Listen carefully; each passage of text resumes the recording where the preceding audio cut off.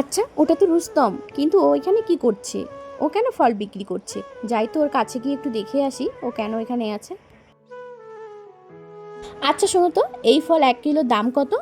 এটা 100 টাকা কিলো। কি, 100 টাকা করে? অন্য দোকানে তো 80 টাকা করে দিচ্ছে, তুমি কেন 100 টাকা দিচ্ছ? না ম্যাডাম, মান্ডির থেকে এত দামে আসতেছে, তা আমরা কি করব। আচ্ছা 80 টাকা কিলো দিতে পারলে বলো, নইলে আমি অন্য দোকানে যাব। না ম্যাডাম, এই দামে দিতে পারবো না। ঠিক আছে তো। ম্যাডাম, 1 কিলো যদি ফল নিয়ে যেতেন, আমার মায়ের ওষুধ কেনা হয়ে যেত। কেন, কি হয়েছে তোমার মায়ের? কয়েক মাস থেকে আমার মা অসুস্থ। বেচা বিক্রি কম হওয়ার কারণে আমার মায়ের চিকিৎসা ঠিকমতো করাতে পারছি না। আপনি যদি 1 কিলো ফল নিতেন তাহলে আমার মায়ের ওষুধ কেনার টাকাটা হতো। কেন, তোমার বউ তোমার মায়ের খেয়াল রাখে না? বাড়িতে বউ নেই ম্যাডাম, 3 বছর আগেই ডিভোর্স হয়ে গেছে। ও আমাকে ছেড়ে চলে গেছে। ও, আই এম সো সরি।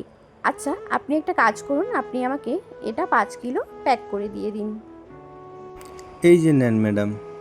এই যে নাও 500 টাকা। কিন্তু ম্যাডাম, আমার কাছে তো খুচরো পয়সা নেই।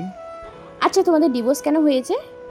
ওটা একটা ভুল বোঝাবুঝি ছিল, কিন্তু এখনো আমি ওকে অনেক ভালোবাসি।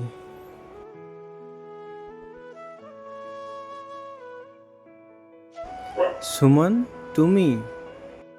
হ্যাঁ আমি, কিন্তু আমি ভেবেছি যে তুমি বিয়ের পরে নতুন একটা জীবন অনেক ভালো কাটাচ্ছ। তোমাকে আমি অনেক ভালোবাসি। তোমাকে ছাড়া আর কাউকে আমার জীবনে আনতে পারবো না। ইস, এটা আমি কি করলাম? আমি নিজের হাতেই আমার এত সুন্দর একটা সংসারকে ভেঙে দিলাম, সব কিছু নষ্ট করে দিলাম। রুস্তম, আমি কি তোমার জীবনে এখনো আসতে পারি? কি, তুমি এখনো বিয়ে করোনি? তুমি কি আমাকে আরেকবার বিয়ে করতে পারবে? হ্যাঁ, কিন্তু আমার একটা শর্ত আছে। আমি কিন্তু এখন কফি শপের মালিক না, আমি এখন একজন ফল বিক্রেতা।